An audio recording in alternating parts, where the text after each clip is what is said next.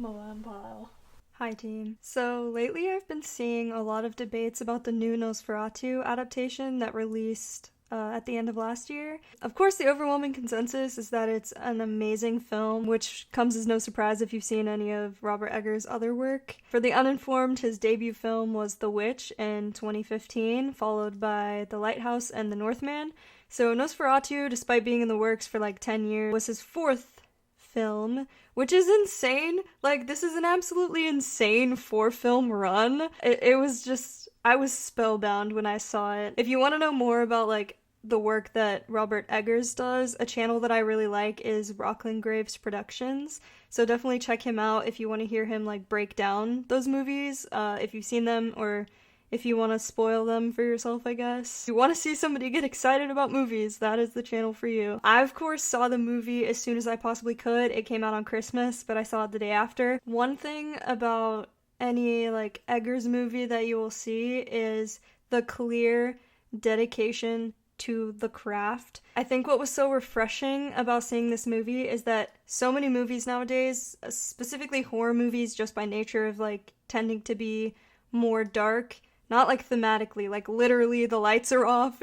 Everything is so dark and it just looks like a black screen and you can't see anything that's going on.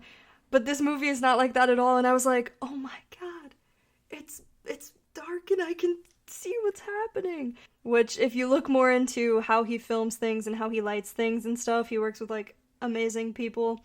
And they lit like hundreds of candles or something for certain scenes. So if you haven't seen the movie, I recommend that you do. I will talk a little about spoilers at the end, but I'll probably give another spoiler warning. The point of this video is to try to give some context because, like Eggers' other work, there's just so much complexity. It's a simple story, and obviously it's an adaptation. It's so rich with historical context that I just want to talk about it, because that sort of thing makes for heavy debates about themes and authorial intent. So yeah, I'm gonna talk about vampires today. Don't get scared, it's just me. The original version of Nosferatu is just a Dracula adaptation with the names of characters and locations changed to try to avoid copyright, which ultimately failed. Those aren't the only changes. Some of Count Orlok's like vampirism, the aspects to it, are different from those of Dracula, but I'm sure you know all of this already. A guy in your life who has an AMC Stubs membership probably explained it to you right after he got done telling you that if you just watch 2 movies a month, it pays for itself. It's me. I'm the guy. It's crazy that I still pay for that though, because as much as I love going to the theater, I exist in a constant state of, I want to watch a movie, but I don't. I finally watched Barbarian the other day. You know, that movie that I was so excited to see when it came out in 2022. If I had a nickel for every time something bad happened to Justin Long's eyes, I'd have 2 nickels, which isn't a lot, but it's weird that it happened twice. Anyway, back to Nosferatu. Since the new Robert Eggers adaptation is what kicked this off in my brain, we can start there. Eggers has been very vocal in interviews about what he had in mind for both Count Orlok's appearance and his, like, the nature of his vampirism, stating that he wanted to differentiate him from modern vampires that audiences have seen recently and come to expect. Specifically, Orlok's appearance is very rooted in the Transylvanian folklore. He was made to look like a dead Transylvanian nobleman because vampires were thought to be, in essence, just reanimated, rotten corpses. So if you see him, which I guess, like, spoiler, but the vampire is a dead, rotten corpse in the movie. So when you see him, he looks dead and rotten. Not unlike some of your boyfriends. I'm sorry, I'm sure they're cute. The Transylvanian vampire folklore rose to prominence in the 19th century, largely due to the success of Bram Stoker's Dracula and Jules Verne's The Castle of the Carpathians, or like the Carpathian Castle, which was published 5 years before Dracula. It's unclear whether Stoker like drew inspiration from the work of Verne, but both are gothic horror novels set in Transylvania that involve some sort of like devilish presence or creature in a decrepit castle in the Transylvanian mountains. So they're a little similar. Jules just makes references to vampires and other creatures, so Dracula really is like more vampire-y. you know. Carmilla, published in 1872 by Sheridan Le Fanu, I probably said that wrong, but it predates both of the aforementioned novels and follows a female vampire instead of a male vampire. She's still a countess, though. You'll notice that a lot of vampires are counts or just of noble blood, which is thought to reflect the idea that people of status had the resources and reputation to be able to get away with murder. So it makes sense that they were vampires just like hiding away in their fancy rich-ass houses. I should also say that there is a vampire novel that predates all of these. I think it was in 1819. If you've heard the story, or like I don't know if it's a myth. Is it like actually true that I think it was Lord Byron like challenged a bunch of his writer friends while they were like hanging out one night, basically, to write a scary story. The idea of like the vampire like written down for the first time, probably not the first time, you know what I mean? We're gonna talk about it later. And Frankenstein on the same night. I want what they were having. I want what they were drinking. I don't know if it's true. Historians, let me know if it's true. Do my job for me. Thanks. All of these novels share in common the idea of drinking human blood, though as I said before, Verne only makes references to vampires, so we can kind of lay the castle of the Carpathians, the Carpathian castle, down. I think it's a translated novel title, so that's where the discrepancy comes in. But we can forget it for now. So in Dracula, the Count feeds on human blood both to satiate his hunger, but he can also turn others into vampires by biting them. In the novel, it's only after numerous like seductions and feeding sessions, a few midnight snacks, that the victim, Lucy, dies and becomes a vampire herself. So only in death does one reawaken as a vampire who is now cursed with immortality and bloodlust. It's not actually explained explicitly how the transformation occurs, but since Dracula feeds off of Mina as well and she doesn't become a vampire, I'd assume that the amount of time spent sucking on him Hey, yo! is a factor. But the most crucial point is death, as vampires are dead, but not dead. However, Dracula himself was said to be cursed with vampirism through the power of Satan or the damnation of God. In both Dracula and Carmilla, victims of a vampire become pale and sickly due to their repeated exposure to the vampire bites and the drainage of their blood. Obviously, if you lose a lot of blood, you start to get this pallor to your skin. After a while, they eventually die. In Carmilla, however, it's implied that Carmilla herself was given the vampiric curse from another vampire, so she was bitten and transformed. But the author isn't explicit about whether or not she turns her victims into vampires. She's said to kill villagers and, go on a sort of murderous spree in the town, but her preference is young women or girls. It is possible that the general's young daughter, who experienced the aforementioned paleness and sickness, as well as nightmares due to Carmilla's influence, could return as a vampire because she did eventually succumb to her affliction. Carmilla is widely regarded as a queer novel due to Carmilla's intense fascination and seeming devotion to Laura, who she holds and kisses and regards with the utmost of adoration. The desire is painted as being somewhat mutual, as Laura is both attracted to Carmilla but also sort of repulsed by her, which could be representative of Victorian ideas of lesbianism and same-sex attraction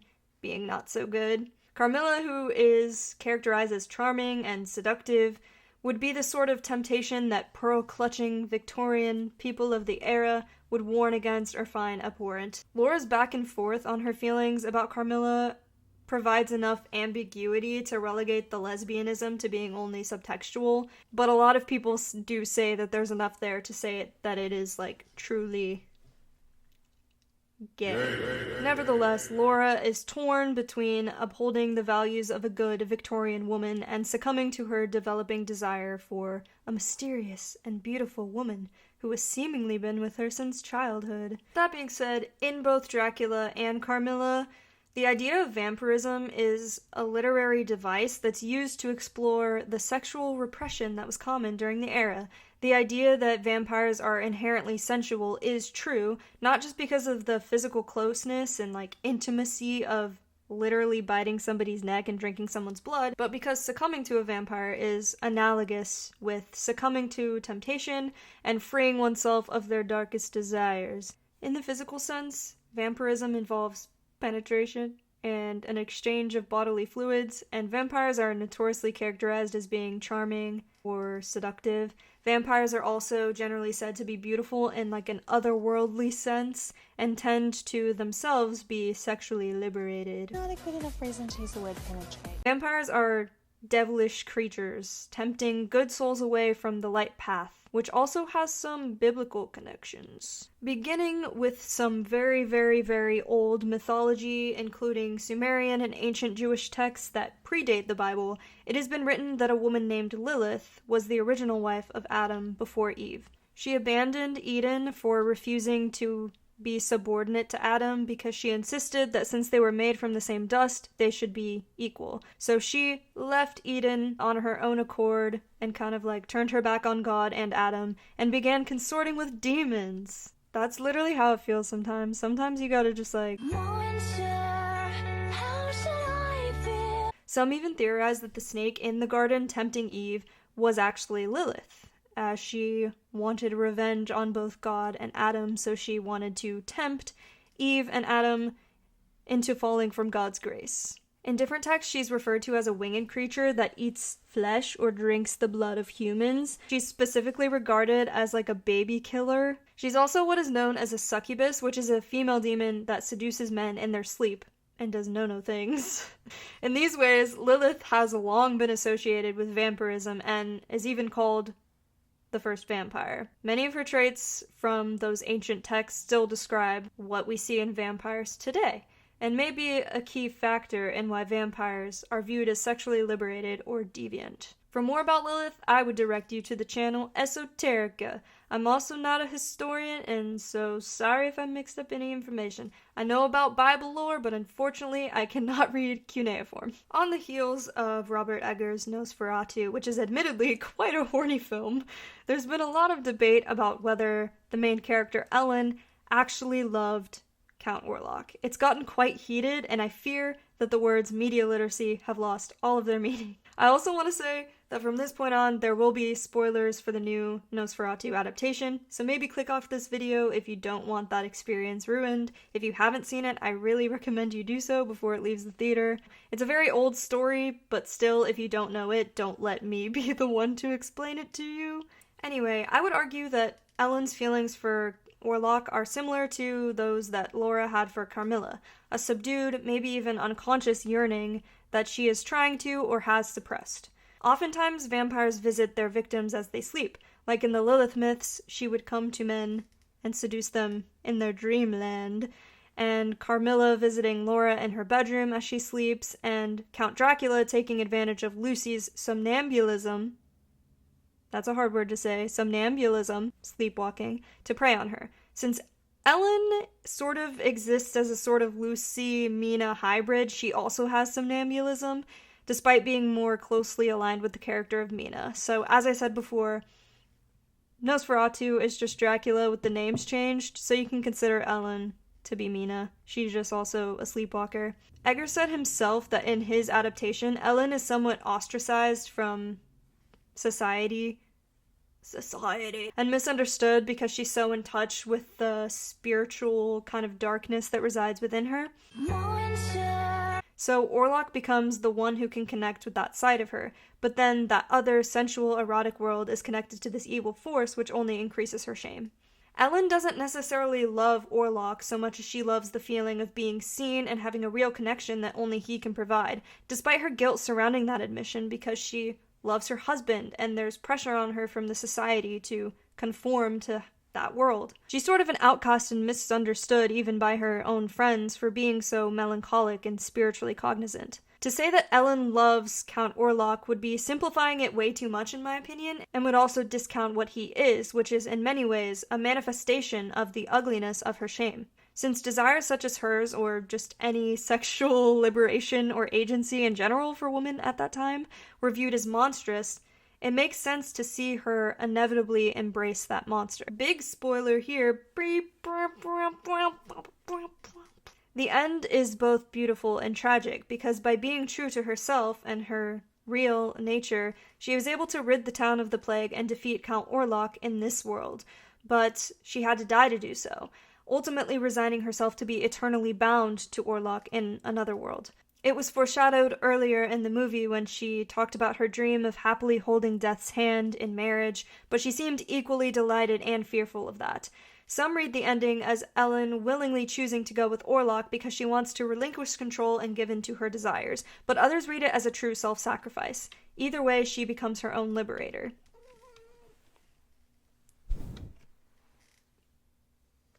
Pocket protector, protector, protector. I just think vampirism is a really interesting concept, and obviously I didn't even come close to touching on everything in this video, but I've been wanting to talk about vampires as a metaphor for desire and thought the ongoing debate involving Ellen was a good enough reason. Again, this was just my interpretation of the story based on what Eggers has said and my one watch of the film. Admittedly, I definitely need to watch it again before I make any definite conclusions, but this is just an interpretation amongst many. I know there are many out there, so don't, kill me.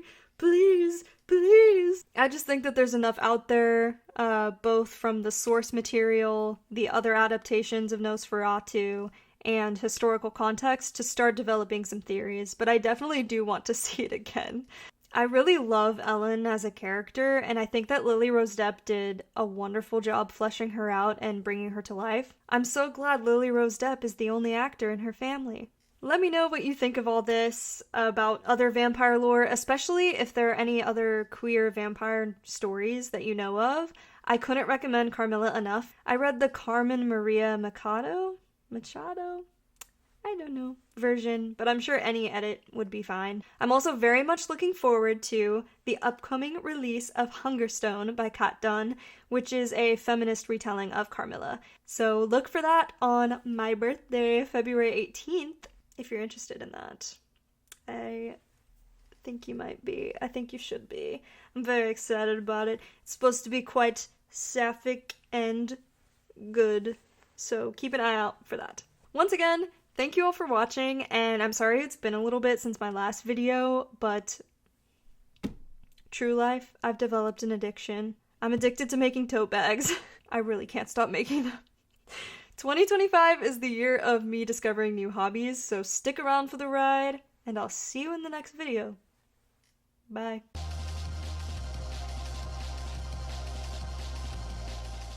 Come to me.